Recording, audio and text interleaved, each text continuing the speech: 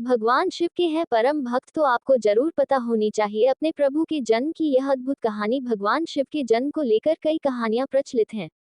भगवान शिव का जन्म कब हुआ, कहाँ हुआ, कैसे हुआ, इसके बारे में पुराणों में कई अलग बातें कही गई हैं। भोलेनाथ के जन्म से जुड़ी ऐसी ही एक कहानी है। विष्णु पुराण में बताया गया है कि शंकर भगवान के माथे से निकलते तेज से शिव की उत्पत्ति हुई थी। भगवान शिव के जन्म को लेकर कई कहानियां प्रचलित हैं। भगवान शिव का जन्म कब हुआ, कहाँ हुआ, कैसे हुआ, इसके बारे में पुराणों में कई अलग बातें कही गई हैं। भोलेनाथ के जन्म से जुड़ी ऐसी ही एक कहानी है। शिव पुराण में लिखा है कि भोलेनाथ स्वयंभू हैं, यानी भगवान शिव का जन्म अपने आप ही हुआ है। वहीं विष्णु पुराण में बताया गया है कि शंकर भगवान के माथे से निकलते तेज से शिव की उत्पत्ति हुई थी और उनके नाभि से निकलते हुए कमल से ब्रह्मा जी का जन्म हुआ था। विष्णु पुराण में है ये शिव कथा। विष्णु पुराण में भगवान शिव के जन्म से जुड़ी एक कथा बहुत प्रचलित है। कथा के मुताबिक ब्रह्मा जी को एक बार एक बच्चे की जरूरत थी। इसके लिए उन्होंने कठिन तपस्या की।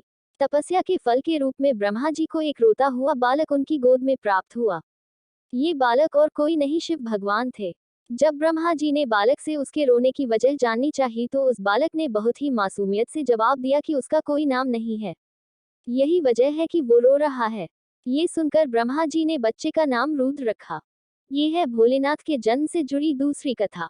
विष्णु पुराण में एक पौराणिक कथा ये भी है कि ब्रह्मा जी पुत्र के रूप में भोलेनाथ ने जन्म लिया था। इसके मुताबिक जब धरती, आकाश, पाताल समेत पूरा ब्रह्मांड जलमग्न था तब सिर्फ ब्रह्मा, विष्णु और महेश ही थे जो देव या प्राणी के रूप में मौजूद थे। जल सतह पर सिर्फ विष्णु भगवान ही लेटे थे। तब उनकी नाभि से कमलनाल पर ब्रह्मा जी प्रकट हुए थे। वहीं जब दोनों सृष्टि के बारे में बातचीत कर रहे थे तब शिव जी प्रकट हुए, लेकिन ब्रह्मा जी ने उन्हें पहचानने से साफ मना कर दिया था।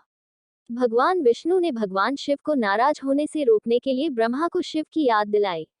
तब ब्रह्मा को शिव की याद आई और ब्रह्मा जी को अपनी गलती का एहसास हुआ। इसके बाद खुद शिव नाराज हो गए थे। उन्होंने शिव से क्षमा मांगी, साथ ही आशीर्वाद मांगा कि भोलेनाथ उनके पुत्र के रूप में पैदा हों। इस बात को शिव ने स्वीकार किया।